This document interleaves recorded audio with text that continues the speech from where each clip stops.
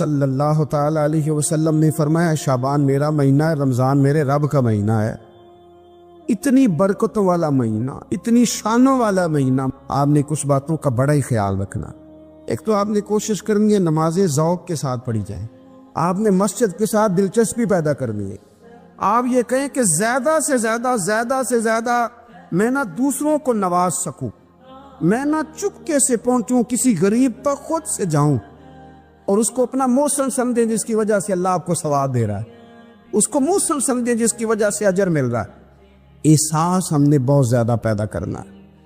ہم نے دیکھنا ہے کہ میں کس جگہ میری ضرورت ہے، میں کس طرح کر کے کام آ سکتا ہوں، وہاں اپنی خدمات کو پیش کرنا ہے۔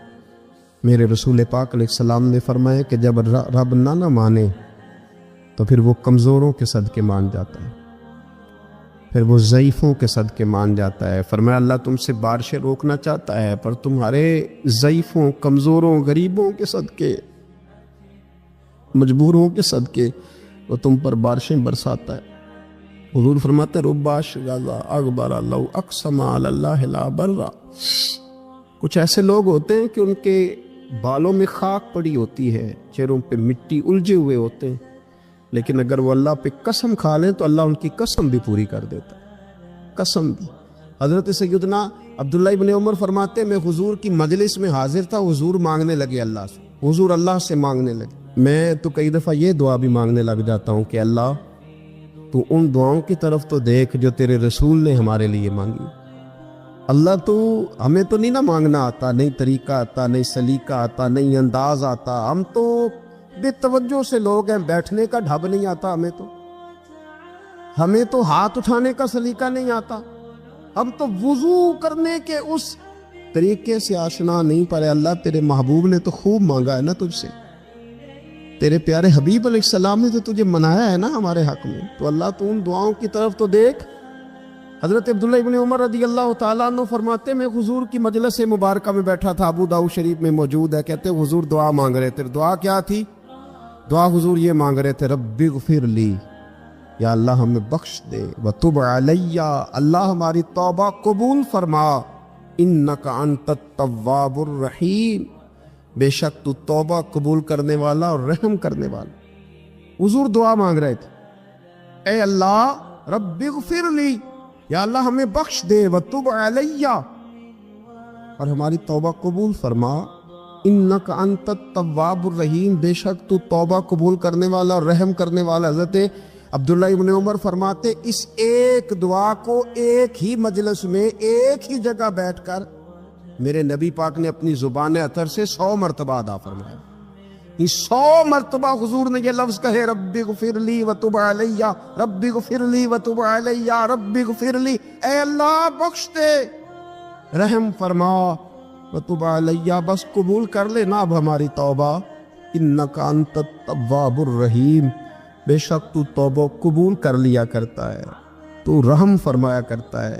ایک ہی مجلس میں 100 دفعہ حضور نے دعا مانگی، دعا مانگ کے پھر دعا مانگی، اور دعا مانگ کے پھر دعا مانگ، اللہ کو منایا میرے رسول پاک۔ حضور نے ہمیں بتلایا اسے مناؤ، اس کی بارگاہ عالی مرتبت میں جھکو، اور حضور نے خود بھی یہ طریقہ ہمارے سامنے بطور سنت کے چھوڑا، اور پھر نبی پاک صلی اللہ علیہ وسلم نے آگے بڑھ کے ہمیں کچھ اور باتیں بھی ارشاد فرمائی۔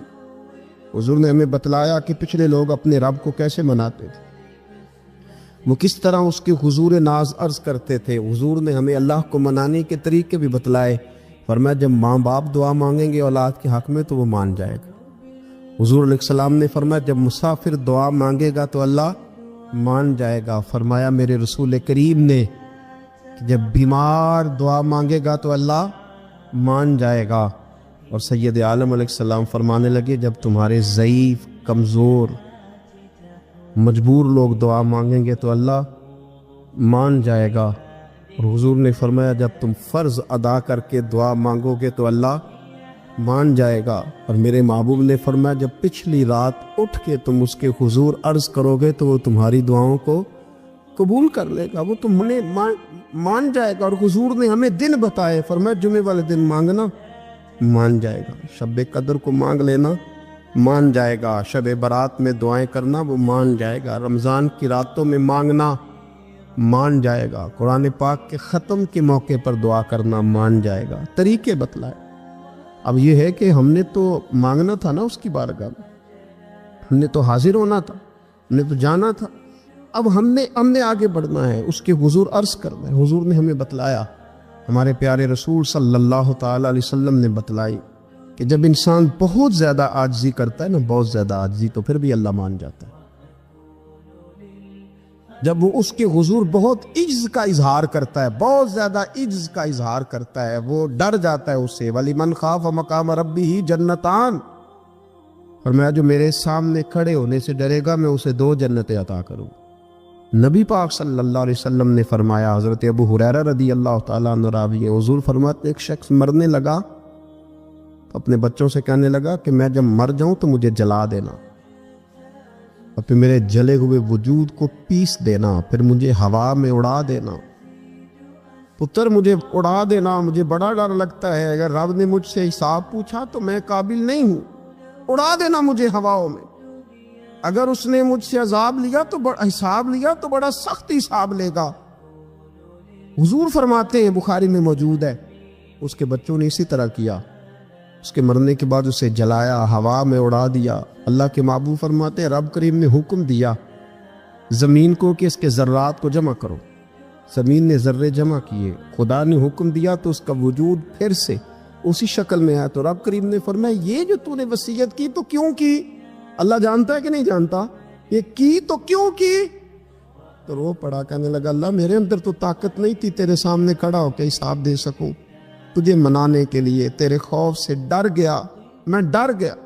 اگرچہ ہمارے بزرگوں نے لکھا ہے کہ آج یہ وصیت کرنا، اس رنگ میں یہ طرز اختیار کرنا درست نہیں، لیکن آپ غور فرمائیے کہ نبی پاک علیہ السلام فرماتے ہیں جب اس نے کہا نا اللہ تجھ سے ڈر کے یہ کیا،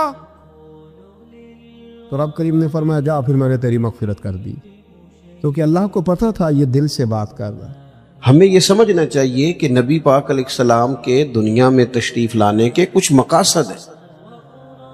انبیاء جب آتے ہیں تو بڑا مقصد لے کر آتے ہیں، اس مقصد کو ہم نے سمجھنا ہے، اس پر ہم نے غور کرنی ہے اور اپنے آپ کو تبدیل کرنا ہے۔ میلاد جو ہے نا، میلاد اس کا مطلب انقلاب ہے۔ ہمارے ہاں سمجھ لیا لوگوں نے ایک کمیٹی بناؤ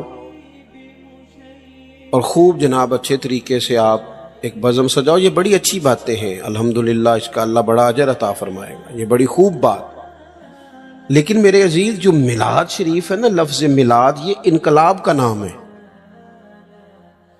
جب آپ میلاد مناتے ہیں تو آپ لوگوں کو یہ بتاتے ہیں کہ میلاد شریف سے پہلے بیٹیاں زندہ دفن ہوتی تھیں، اور جب حضور کا میلاد ہو گیا تو اب تو بیٹی قانونی وارث ہے باپ کی، اسے اعزاز مل گیا، انقلاب آ گیا۔ میلاد سے پہلے لوگ منڈیوں میں بکتے تھے، انسان کی کوئی قدر نہیں تھی، لیکن جب میلاد ہو گیا انقلاب آ گیا۔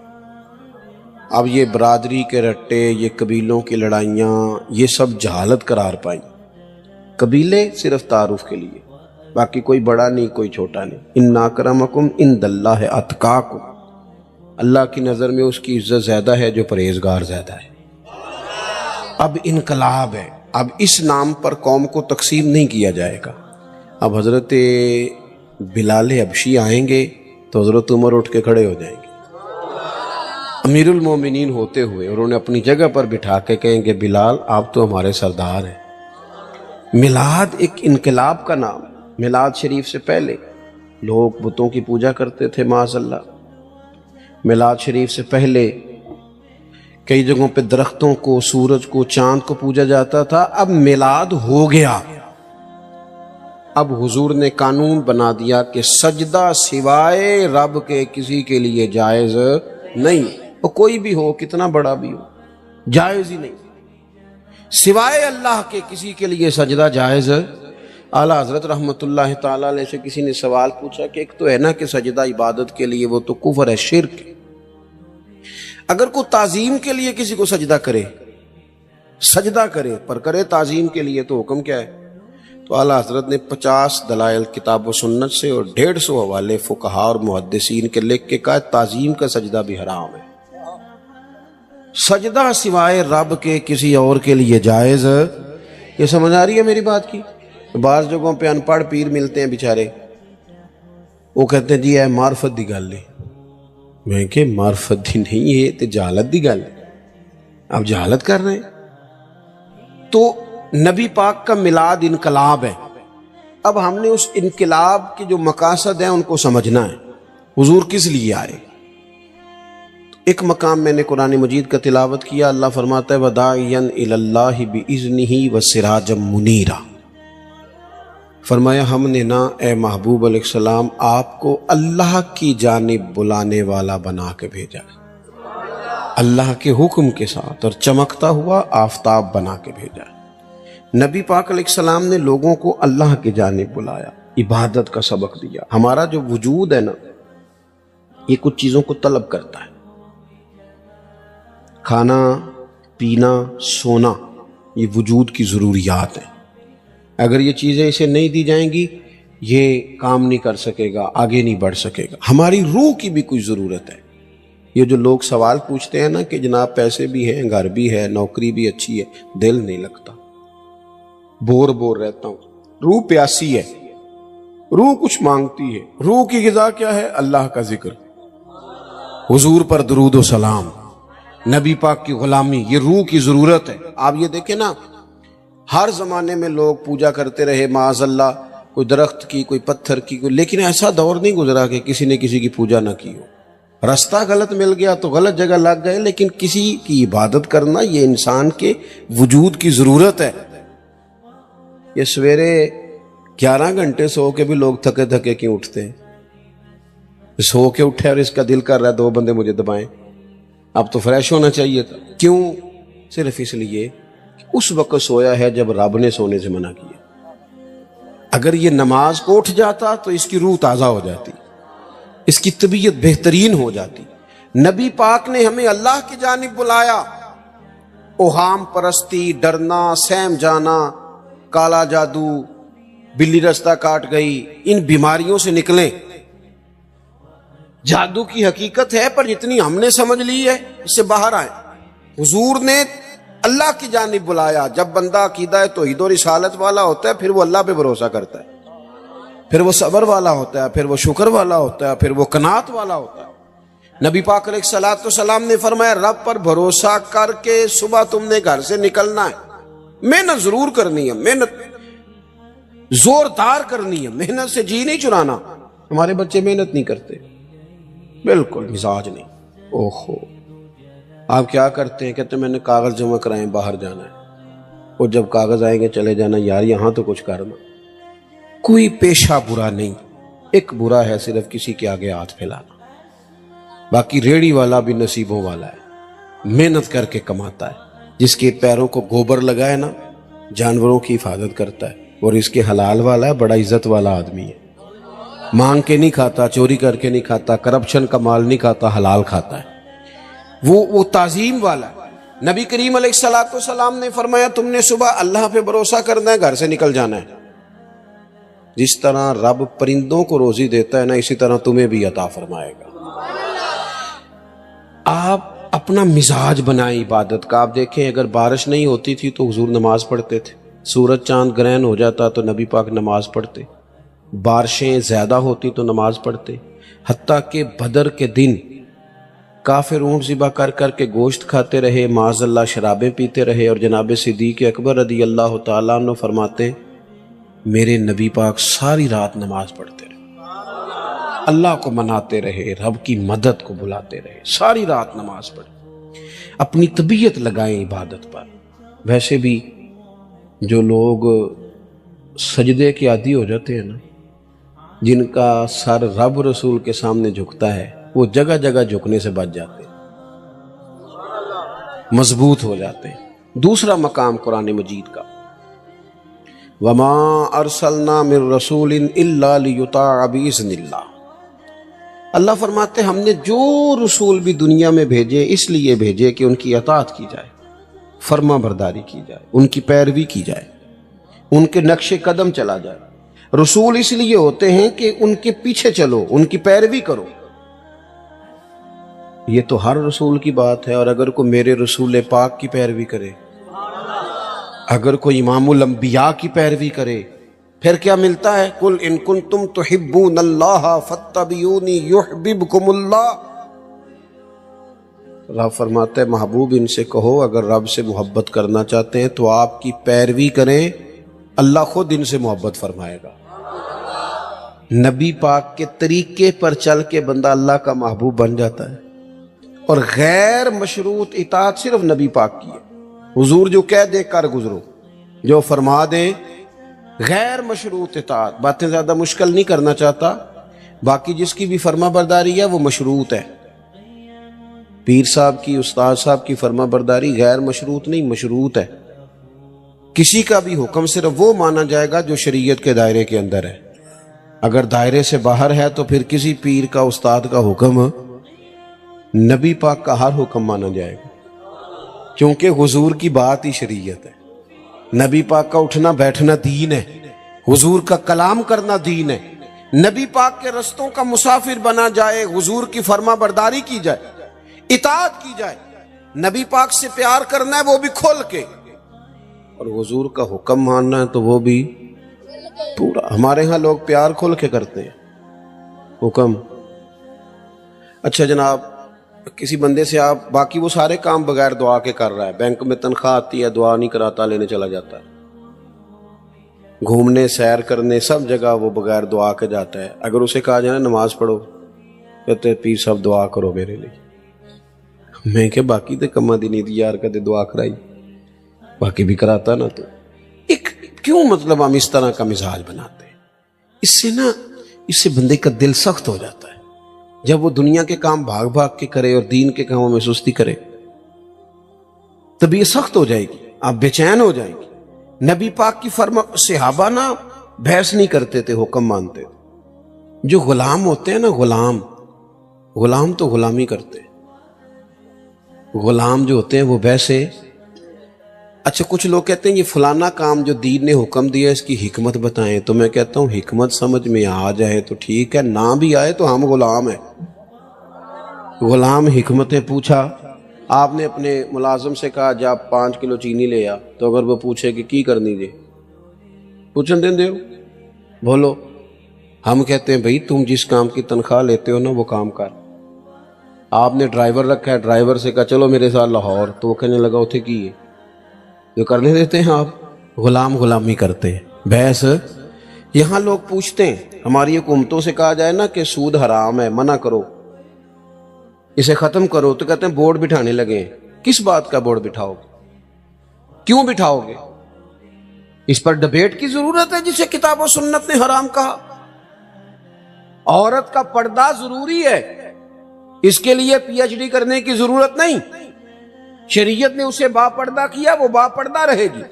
حلال حرام کے مسئلے جاننے کے لیے اللہ نے انسان کے وجود میں شعور رکھ دیا ہے۔ اس کے لیے بندے کا گریجویٹ ہونا یا ماسٹر کی ڈگری رکھنا ضروری نہیں، اسے پتہ ہوتا ہے یہ میرے لیے حلال ہے، یہ میرے لیے حرام ہے۔ ہم کیا کرتے ہیں؟ دین کو خوب مناتے ہیں، ہم نعرہ خوب لگاتے ہیں، عمل کی باری آتی ہے تو سستی۔ بلکہ جو لوگ گھنٹوں بیٹھ کے دینی معاملات پہ ڈسکس کرتے ہیں وہ بھی بھاگ رہے ہوتے ہیں عمل کے معاملے میں، اللہ ماشاءاللہ چست ہو کے، عمل چست ہو کے۔ غلامی کرتا ہے۔ امام احمد بن حنبل نا ایک غلام خرید کے لائے، آپ فرمانے لگے تیرا نام کیا ہے؟ قربان جائیں۔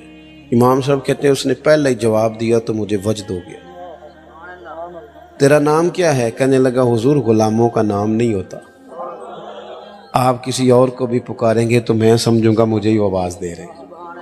آپ نے فرمایا یہ کمرے پسند کر لے، رہے گا کہاں؟ کہنے لگا حضور غلاموں کے نخرے نہیں ہوتے، آپ جہاں مجھے کہیں گے میں چپ کر کے سو جاؤں گا۔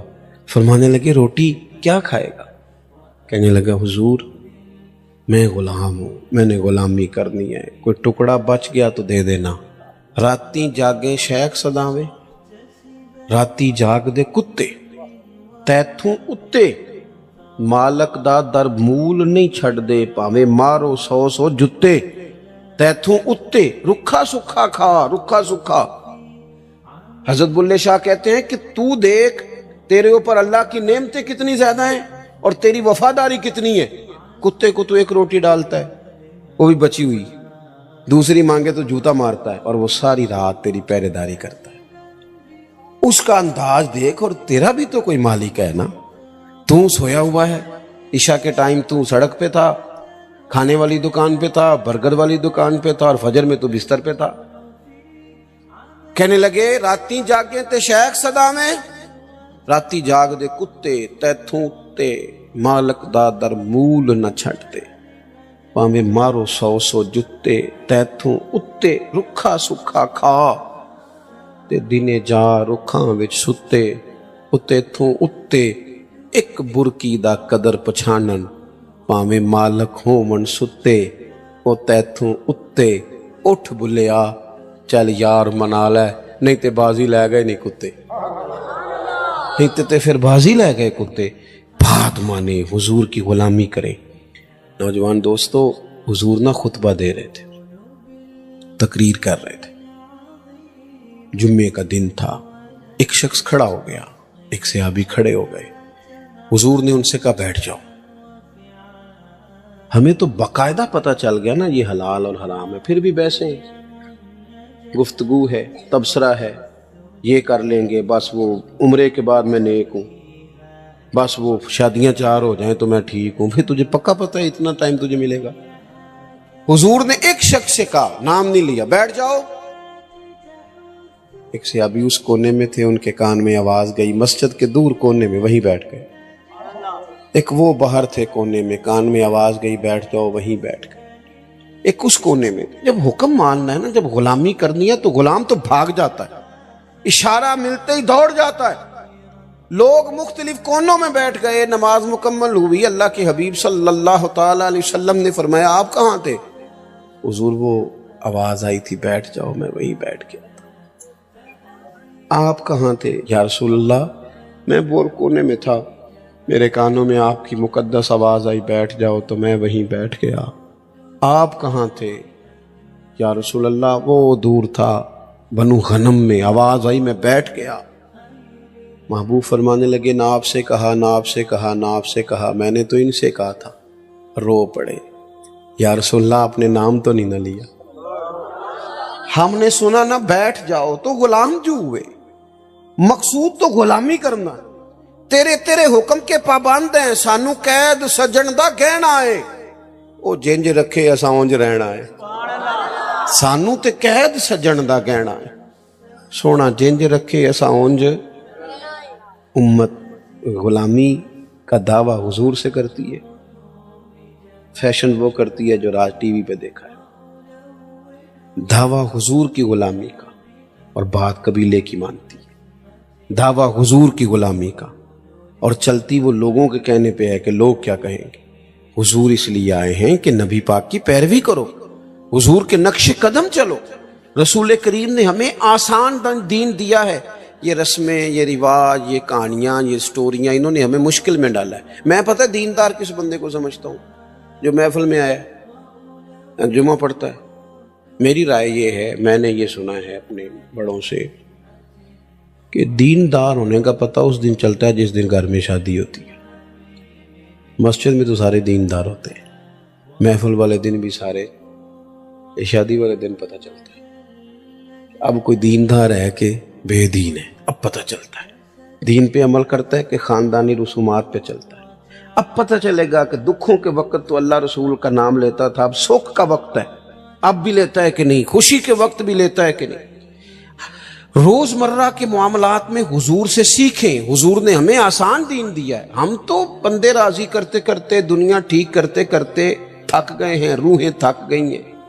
वो लोग गए थे बेचारे 4 साल के लिए मुल्क से बाहर, के मैंने अपना कबीला चलाना, 40 साल हो गए वापस नहीं आए, जनाजे नहीं पढ़ सके, क्योंकि दुनिया राजी कर रहे। आसान दीन रसूल करीम ने दिया है, ना इधर उधर भागो, ना अपने आप को थकाओ। नहीं चल सकते हम दुनिया के साथ, जो दुनिया चाहती है। एक है तरक्की की तरफ बढ़ना, वो तो मामला अलग है। एक है रस्मो रिवाज, कि मैं थोड़ी देर पहले दोस्तों को कह रहा था, ये अभी कोई 15-16 साल पहले की बात है, हमारे ख़ानदान में एक शादी थी, तो मेरे चचा जान ने दादा जान से कहा कि मैरिज हाल बुक कराना है, बच्ची दी शादी। ਤੇ ਦਾਦੇ ਹੋਰੀ ਲੜ ਪਏ। ਉਹਨਾਂ ਕਿਹਾ ਧੀਆਂ ਘਰੋਂ ਰਵਾਨਾ ਕਰੀ ਦੀਆਂ। ਇਹ ਫਿਰ 15-16 ਸਾਲ ਹੀ ਲੰਘੇ ਨੇ, ਲੋਕਾਂ ਨੂੰ ਇਹ ਗੱਲ ਭੁੱਲੀ ਗਈ। ਹੁਣ ਘਰ ਕਰਾਇਆ ਤੇ ਉਹਨਾਂ ਕਹਿਣਾ ਖਰੇ ਪੇਂਡੂ ਨੇ, इन्हें को खरे पैसे नहीं, लिहाजा मैरिज हाल पे मैरिज हाल। चल गए हम, थोड़ा टाइम लगता है, सारे साथ हो जाते। दादाजी कहने लगे पुत्र वो तियां घरों टोरी दियां ने। तो फिर बड़ी मुश्किल से उन्हें मनाया, इस शर्त पे माने कि रुखसती के वक्त बच्ची गार हो। आप मेरी बात को समझे, हम ना बिला वजह की आजमाइशों का शिकार है। हुजूर की पैरवी करें, आसान दीन मेरे रसूल पाक ने दिया, नबी पाक ने, लो सुनो बात, खुश हो जाओगे। हमारा हाँ मसला यह है कि दौलत तकसीम हो गई है, वो इस तरह तकसीम हुई है कि बाद लोग अमीर से अमीर तर हो गए और बाज़ गरीब से गरीब तर हो गए। हमारे पास जो 100 रुपये आता है वो हमारी अपनी मलकियत होता है, हम उसमें से किसी को 20 देने को तैयार है। हालांकि हक ये है कि अगर अल्लाह ने दिया है ना तो ज़रा बांट ले, बांटने से सुरूर बढ़ जाता है। मैं अपने दोस्तों को मशवरा दिया करता हूँ कि 3 बंदों का खाना 4 भी खा सकते हैं, 4 का खाना 6 खा लेते हैं, और खाना 6 का हो तो 10 को भी पूरा आ जाता है। शर्त यह है कि दस्तरखान छोटा भी हो पर दिल बड़ा हो, दिल बड़ा हो, गुंजाइश हो। हुजूर ने हमें क्या तरीका दिया? 10 दिनार थे नबी पाक के पास, हुजूर बाजार गए, 4 दिनार की कमीज खरीदी, पहन के हुजूर बाहर तशरीफ लाए तो एक अंसारी सहाबी ने अर्ज की, हुजूर मुझे नहीं दे देते? हुजूर उसी वक्त गए, पुराना कुर्ता पहना, कमीज उतार के दे दी। फिर जाके 4 दिनार की और खरीद के लाए। महबूब वापस आ रहे थे, 2 दिनार बचे हुए थे, एक खातून को देखा रो रही है। हुजूर ने फरमाया क्यों रोती हो? अर्ज की, हुजूर मैं फलां आदमी की मुलाजमा हूँ, कनीज़ा हूँ, आटा खरीदने के लिए उसने 2 दिनार दिए थे, मुझसे गुम हो गए, मैं परेशान हूँ, वो मारेगी मैं जाऊंगी तो महबूब ने फरमाया ये लेना 2 दिनार। असी पहला बंदे दा हिसाब भी बाबा करीदा है भी ये हकदार है कि हाँ बड़ा साहब। हम गए वो सैलाब ज़दगान की मदद करने के लिए, अल्लाह ने तौफीक दी, काफ़ी सारे लोग गए। वैसे उन सैलाब वाले टुर गए ने सारे अपने अपने घरें जी, खबरां ठंडियां हो गई ने। हाँ असी खबरां ते चलन वाली कौम, ट्रेंड ते चलन वाले लोग। जे ट्रेंड चल रहा है तो असी भी नाराज हो गए हो ना, होया तो यार तुहाडी मेहरबानी, मैं टुर चला, बस ट्रेंड पे ना चलो, हकीकत पे चलो। 3रा महीना चढ़ गया, सड़कों पे बैठे हैं लोग। आपकी सारी जमातें, सियासी जमातें हुकूमत में, किसी की मरकज़ में है, किसी, कोई बंदा शोर ना करे कि मैं हुकूमत में नहीं। कोई पंजाब में हुकूमत में है, कोई केपे की खैबर पख्तूनख्वा में, कोई मरकज़ में है, कोई सिंध में है। नहीं सही आ क्या मैं तो फिर यार इंजन करो ना, तुसी परेशान ही हो गए हो। मैं सियासत सारी समझता हूँ पर सियासत करता नहीं हूँ, क्योंकि हमने हर दुख को मोहब्बत का तसलसल समझा। हम कोई तुम थे कि तुमसे शिकायत करते की? मोहब्बत तो सियासत का चलन छोड़ दिया। हम अगर इश्क न करते तो हुकूमत करते। मेरे भाई गौर करें आप बात पर, सब की हुकूमत है जितने हैं, इनको चाहिए था ना पहले अपने सारे रट्टे छोड़ देते, पहले उनको घरों में बसाते। लेकिन हम भी मौज वाले लोग हैं, हमने तो सपोर्ट करना है, सामने जो भी हो। इलेक्शन आए नहीं तो सिबूए के दफ्तर पाया नहीं, तो मुफ्त दियां लड़ाइयां, कोई लेना देना नहीं। तो मेरे कहने ते वोट ना दिते तो मेरा तेरा जीन मरन तुसी मुकाया, उन्होंने तो नहीं मुकाया। उन्होंने नाल दी पार्टी ने वजारत दी, उन्हें उधर टुर जाना है।